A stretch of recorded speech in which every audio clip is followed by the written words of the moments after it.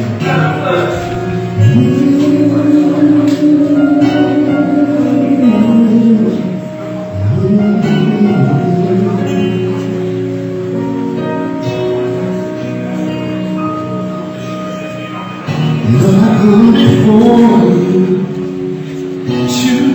live here with CFN Network. Is Miss K-Way TV, and I have my friend here, Minister Dominique Alexander. How you doing? The great Mr. Dominique Alexander. So, Mr. Alexander, how are you feeling today? Is it a joyous day to celebrate, or what's going on in your mind right now? Well, it's a joyous day to celebrate a man that had so much courage and strength. It's a great day to celebrate his family and be here today during the midst of all of the stuff that we're going through right now. I know a lot of people's emotions are with the trial right now, so it's a great day to kind of take a break from all of that and just really focus on celebrating the life of Botham John and how this great foundation is going to focus on changing the world in his honor. Going through the trial, did you feel any type of emotional ties or anything like that with the situation, also with the family? Well, yes, because at the end of the day, my family has had to have this front seat access before with the shooting death of my uncle, Gala Alexander. So we understand it, and that's the reason why I continue to organize my organization to be a support beacon for these families. And at the end of the day, we know that all kind of mixed emotions are there. We know that the sacrifice of the community organizing has this family here at this process, but at the end of the day, we have to just continue to equip ourselves and go forward with it and support them.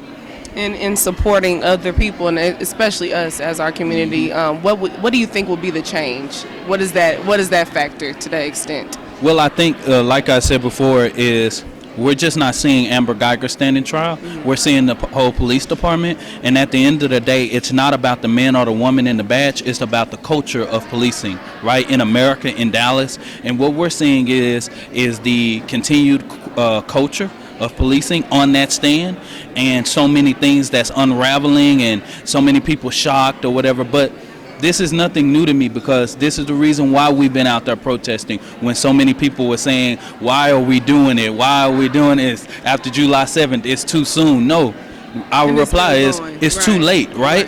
Because at the end of the day, we see this, but we see all of those failures, right? Amber Geiger got more justice than Botham John, right? In his own living room, right? So at the end of the day, we have to continue to stand up and be equipped to support this family, you know. But Miss John and Mr. John, they do it. It's easy to support an amazing family like this. So what is something, signing out, what is something that you would tell the people back home just to give them some comfort in this situation? Just know that the people in Dallas, Texas support. We're going to continue to make sure that Botham John's name, let me say this real quick, Botham Ja, because my Caribbean sister, Safia, has always told me to make sure I pronounce it right. Say it right. I'm going to say it right. But know that we're supporting, know that we are lifting his name, know that his name will never be forgotten. Well, thank you so much, Mr. Alexander, and we're signing out here with CFN Network. It is K-Way TV. We love you. Are shocked that Geiger could not see that those apartment halls simply could not be. An iron board is in plain view and the TV is on. Still Geiger fires a gun and sends both falling to the ground. Through all the pain and anguish of it all, the Jean family has stood brave and tall, with dignity, grace, and unfailing belief. They've taught us all how to handle anger and grief. Thank you. You know, what we're going to go ahead and do is make sure that we all turn to each other instead of on each other. For the rest of the night, we're going to have a good time, and we're having a good time right now. I want you to take note that in the background, Bo's legacy is being drawn by C-Ray. He's doing a great job back there. Let's give him a round of applause.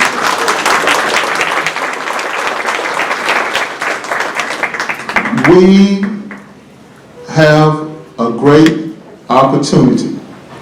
And this opportunity that we have is to remember our dear brother, Botham, and to remember his legacy to do great things, not only here in Dallas, but all across the United States and all across the world. Be it whether or not we are helping children in South Dallas or helping children in Soweto, South Africa, we have an opportunity this evening. The Botham John Foundation, they're going to come to you this evening. We're going to ask. We're going to ask you to dig deep in your hearts and also deep in your pockets as well. Because that's how we make change, through heart and resources. With that in mind, we're going to conclude the music interlude, and then we will have closing remarks from other people outside of Bo's native St. Lucia, went into the broader room. Richmond? All of us feel a great emptiness, but none so more than his family in his absence, and we all feel the looming outcome of this case, and we're praying for justice. But at the same time, we have to extend his legacy. We have to amplify that smile. And looking at Botham smile through all of those pictures, it's not just sharing that picture, it's also emulating the kindness and the generosity that he represents with his symbol. Last year, I pulled bullets out of Stephon Clark's body in Sacramento. I had to wash his body after that assassination. And it always feels like these things happen around the same time frame. We remember Alton Sterling, who incidentally was actually murdered 35 feet from my mother's grave in Baton Rouge, Louisiana. And Philando Castile in the same time frame, and how that made us feel. And this week, of course, the federal charges dropped against the officers that murdered Stephon Clark, who will now serve once again in uniform. And with all of this happening at the same time. And I wrote an article in the aftermath of Stephon's assassination called "Killing Him While He's Dead." Malcolm called it the persecution that comes with the prosecution of the victim, the character assassination. Now we know that smile through those pictures. Some knew Botham through that smile in real life. And we want to make sure that though we can't reclaim him, we can make sure that his legacy lives through that spirit of generosity for the next 60, 70, 80 years, as he should have had the opportunity to live on this earth. And so I want to thank you all, and I want to continue to lift the family of Botham in our prayers, especially this week and beyond, because that grief will continue beyond this case. We pray for them. We pray that God gives them justice. We pray that God unites them with their loved one. We pray that the mercy and love that they had in their hearts for their deceased one continues to remain and unify them with his spirit. And we pray that we can be a part of that comfort and that cause of justice. Thank you all. Thank you. Appreciate it. I said that was my imam, that's my teacher, my literal teacher at SMU, so I appreciate you as always. You know, that's family for me, having a teacher is family for me, and also having good attorneys is family for me as well. So that being said, he knew what I was going at. Lee Merritt is my friend, and I want to go ahead and introduce the attorneys that you will be seeing this evening as well. Lee Merritt is my friend, and also he shares my birthday, February 1st. We're 10 years apart, but we are never more than, well, just seconds apart from each other in talking about social justice. I also would like to bring him up, and I also would like to bring up my brother Darrell Washington up as well. And come on up, bring all my attorneys up. And my attorney from Florida, Mr. Benjamin Crump, Attorney Benjamin Crump, I'd like to bring him up as well. Give the one to the mic to the one who talks the most. Thank you everyone for being here. This is, it's just a beautiful room to see everyone in the red gowns and the red ties. Ben, Daryl, and I have discussed for a long time. We've unfortunately represented far too many individuals who have had their lives taken without justification, and it needs to be more than a hashtag. Their names need to live on through our communities. We have an obligation, and to echo the sentiments of Brother Omar, he's always a tough act to follow, but he said something important, that we now have a responsibility an absolute obligation to make something of these names of these individuals who could have been anything, who would have changed the world. Botham is going to, Botham Jean will change the world through his inspiration of you all. We all now have a calling to be like Bo, and Bo had a calling to be like Christ. And so it renews the calling in each one of us to be like our Creator and to change the world for the good. And so I am honored to sit next to this family. I'm honored to sit next to these brothers who teach and mentor me every day as we go about the work of changing the world. We're asking you all to join us. Most of you are already a part of our team, but we're asking you all to join this foundation, to support this foundation monetarily, to support this foundation in name, and to not leave this room tonight changed. To not leave this room tonight the same, but to leave here changed, inspired to be like Bo.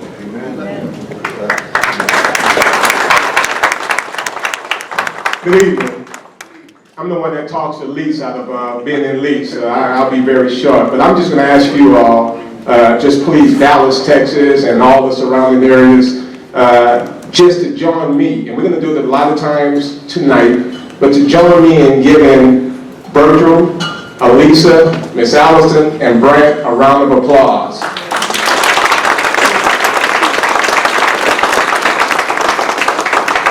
I mean, we say this, what they have taught us, how to have courage and have strength, and I just have never seen a family that carry themselves with so much of class in times of tragedy. You had opportunity to meet other mothers tonight who have lost their sons and daughters, and the family thought that it was important that they also joined in this celebration, because we always say justice for one is justice for all. So we thank you all for spending your Sunday afternoon, Sunday evening with us. We have a very long night, but it's going to be a beautiful night, and we need you. Please, please support this foundation. You're going to have an opportunity to hear about the wonderful things that this foundation have already done. But with your support, there's no doubt in my mind that this foundation is going to do wonderful things. And as Ms. Allison said, I looked at Allison tonight. I said, Botham would be proud, wouldn't he? So I know Botham would be proud of all of you being out here for him tonight. So thank you. I stand very proud with Lee and that beautiful little princess, Daryl, and Sean King, and so many others who I think collectively we have represented so many brothers and sisters who have unnecessarily and unjustifiably been taken from us, and we stand together refusing to let them sweep their lives under the rug. You know, some people, Lee and Daryl, who lack vision and are short-sighted, may have thought that on September 6th, when Amber Geiger killed Botham, that it extinguished his light. But through the efforts of his family and the Botham Jean Foundation, that light will illuminate the world forever.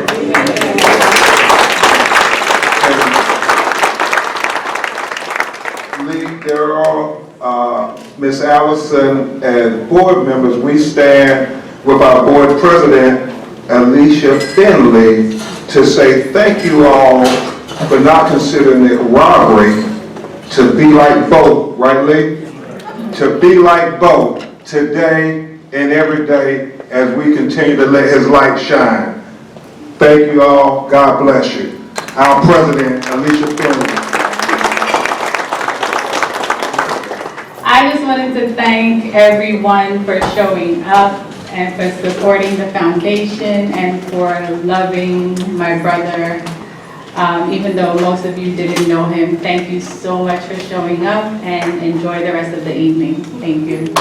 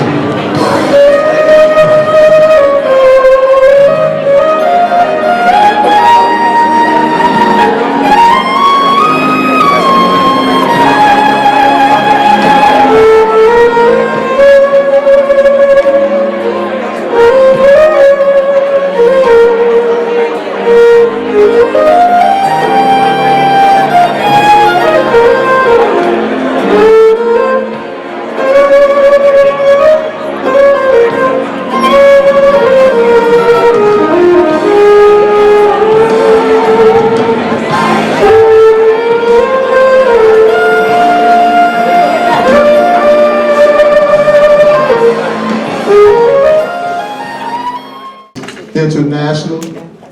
This is international. Dallas is an international city. It became an international city a long time ago. If Mayor Mike Rollins still around, yes, I see him over there. They were higher than the tallest pitons of St. Lucia.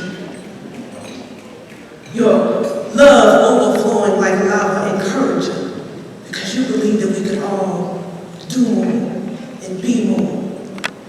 And then I heard your voice, a gift that our ears unwrapped like Christmas morning each time you led a worship set or sang in harmony with the good news singers. Your voice was a melody that kept tempo with the rise of sunset, reminding us daily to have a little talk with Jesus, tell him all about our troubles, so that we could give praises where it was due. Let his praise rise among us. And you are still leading us. Your songs of worship still give us hope. Your love still gathering people together. And being like Bo is more than a hashtag. It's a goal to aspire to, because we are still learning from you. We could all be more like Bo, believe like Bo, love like Bo, worship and serve like Bo. And even as we mourn the loss of you, missing the light you could bring into a room full of darkness, the salt that you sprinkled on this bitter and bland world, we are refusing to allow your name to be buried in the black and white of the headlines. Because we will not sit silent. The community that you loved and served are standing together for you, united. And even when we grow tired of being woke, while others play possum pretending that they're sleeping with their eyes wide open, we will stand for justice until justice rolls down like a river and righteousness like a mighty stream. And when they see us, they will see that we are Botham's army. We are our brother's keeper, keeping his legacy alive, because when they see us, they will see you.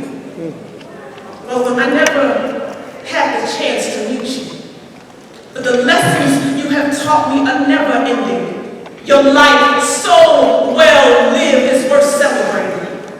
And in this room, on what would have been your 28th birthday, is only proof that your legacy is continuing.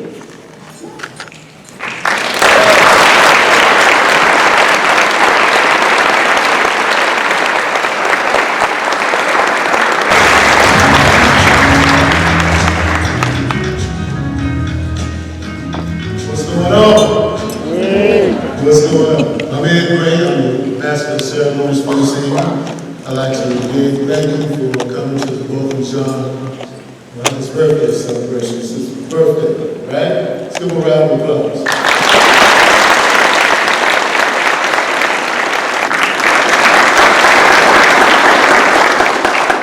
And to prove that this man's legacy was not just in Dallas, but in St. Lucia as well, Bo's former employer in St. Lucia, Marguerite St.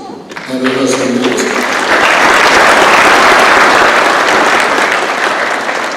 That's a testament of a man in which family and friends can come from near and far to honor.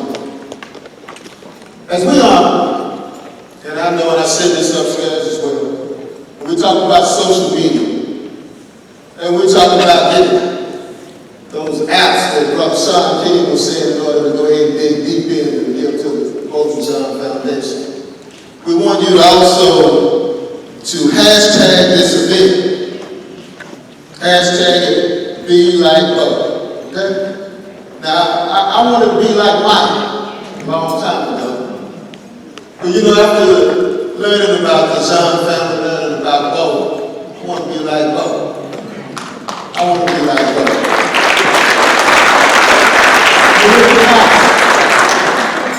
And this Gala, BJW Gala, hashtag that as well. Botham John Foundation Day. And last but not least, Bo Love Red, well, hashtag it, red tide for Botham. So that's what we're going to do this evening. And we're gonna, as I said before, we're gonna have an exciting evening. We're gonna have entertainment. We're gonna have great food. We're gonna have great fellowship. We're gonna meet new friends. We're gonna enjoy the old friends we have, and we're gonna celebrate Bo as well. So next on stage, I would like to go ahead and announce that we have a live music performance by Cherry Jackson. Cherry Jackson.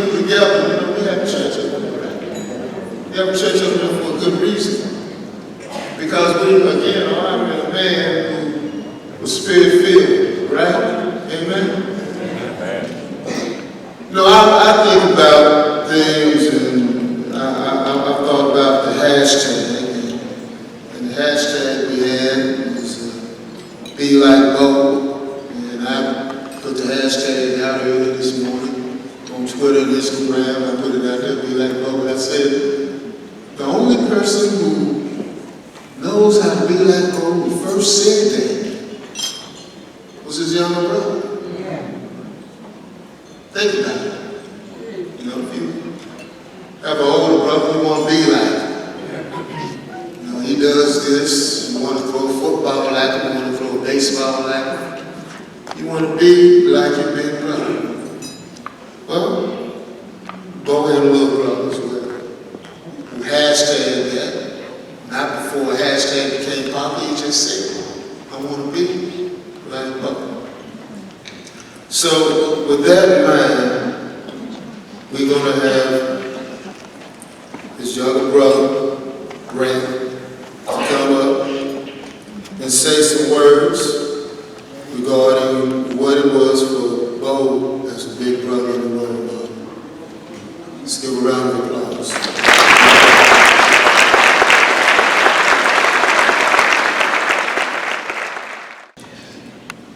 Good evening. Good evening.